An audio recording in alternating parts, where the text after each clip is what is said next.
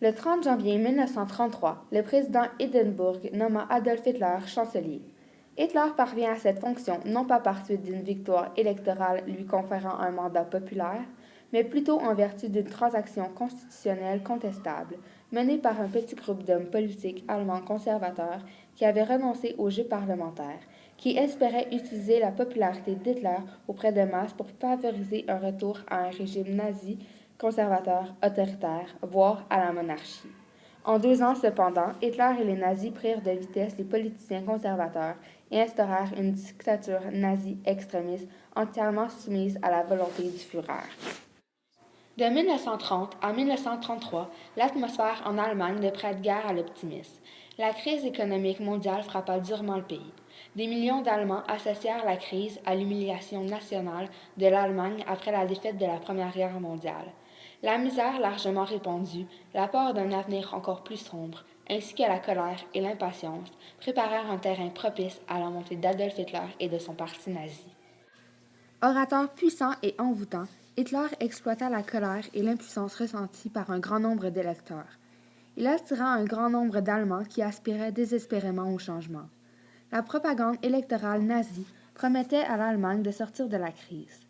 Les nazis s'engagèrent à restaurer les valeurs culturelles du pays, à annuler les clauses du traité de Versailles, à conjurer la menace d'une révolution communiste et à remettre le peuple allemand au travail. Hitler et les autres propagandistes nazis remportèrent d'éclatants succès en dirigeant la colère et la peur de la population contre les Juifs. Hitler et les nazis qualifiaient ces derniers de criminels de novembre. Hitler et les autres orateurs nazis adaptaient prudemment leur discours à chaque auditoire. Par exemple, lorsqu'ils s'adressaient à des hommes d'affaires, les nazis atténuaient les thèmes antisémites, privilégiaient plutôt l'anticommunisme et le recouvrement des colonies allemandes perdues en application du traité de Versailles. Devant des soldats et d'anciens combattants, la propagande nazie mettait l'accent sur le renforcement militaire et le retour des autres territoires perdus après Versailles. Les orateurs nazis promettaient aux agriculteurs dans le nord du pays qu'un gouvernement nazi soutiendrait les prix agricoles en chute. En août 1936, pendant la durée des épreuves olympiques, le régime nazi essaya de camoufler la violence de sa politique raciste. La plupart des panneaux antisémites furent provisoirement enlevés et les journaux mirent un bémol à leur attaque. Les persécutions des Juifs furent temporairement suspendues et les bars furent autorisés à jouer du jazz, considéré néanmoins par les nazis comme une musique de dégénérés.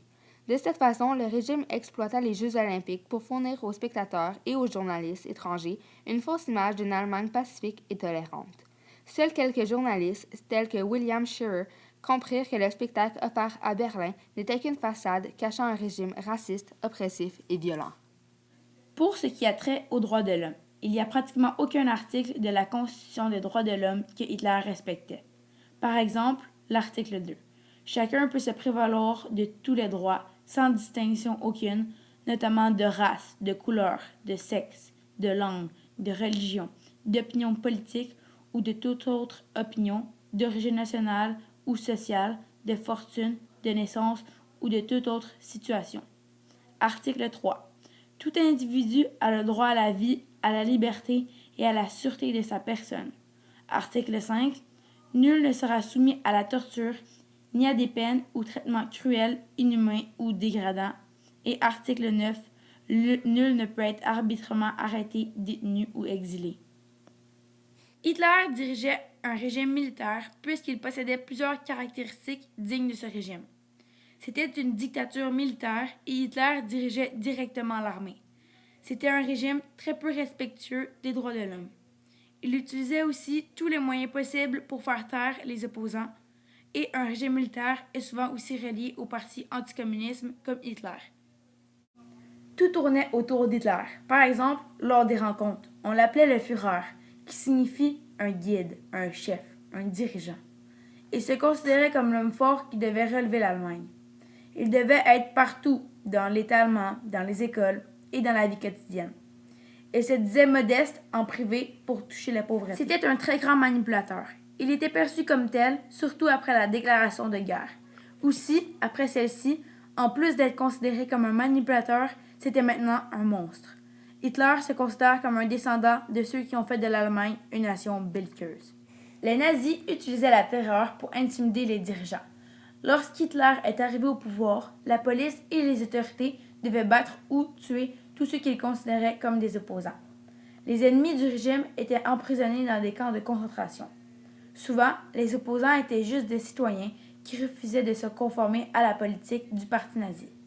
Les opposants étaient aussi souvent des socialistes, des communistes, des leaders syndicaux qui, pour la plupart, furent assassinés. Ensuite, le parti nazi est devenu le seul parti politique légal. La démocratie était morte.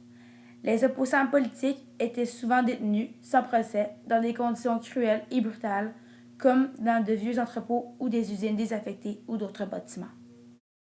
Le type de régime d'Hitler est le totalitarisme, ce qui signifie que le régime possède tous ces points. Un seul dirigeant, un seul parti, le culte du chef, les libertés réduites, la terreur, une police politique, l'élimination des opposants, la propagande, une économie dirigée, encadrée, une dictature, des camps de déportation, une surveillance de la population et un contrôle politique et de la censure. La Seconde Guerre mondiale impliqua la plupart des nations du monde. La guerre fut faite principalement par deux alliances majeures, l'Axe et les Alliés. L'Allemagne, l'Italie et le Japon s'unit et devint connu sous le nom de l'Axe. Pendant la Seconde Guerre mondiale, l'Axe inclut également la Slovaquie, la Hongrie, la Roumanie et la Bulgarie. La Finlande combattit aux côtés du Reich contre l'Union soviétique, mais ne devint techniquement pas membre de l'Axe. La Yougoslovaquie rejoint l'alliance de l'Axe, mais s'en retira 2 jours plus tard, après un coup d'État anti-allemand. Bien qu'étant un État antidémocratique sympathisant du fascisme, l'Espagne refusa de rejoindre l'Axe ou d'entrer en guerre contre les Alliés. Les forces de l'Axe furent vaincues pendant la Seconde Guerre mondiale. L'Italie signa l'armistice avec les Alliés le 8 septembre 1943. L'Allemagne se capitula sans condition aux Alliés le 8 mai 1945 et le Japon en fit de même en septembre 1945.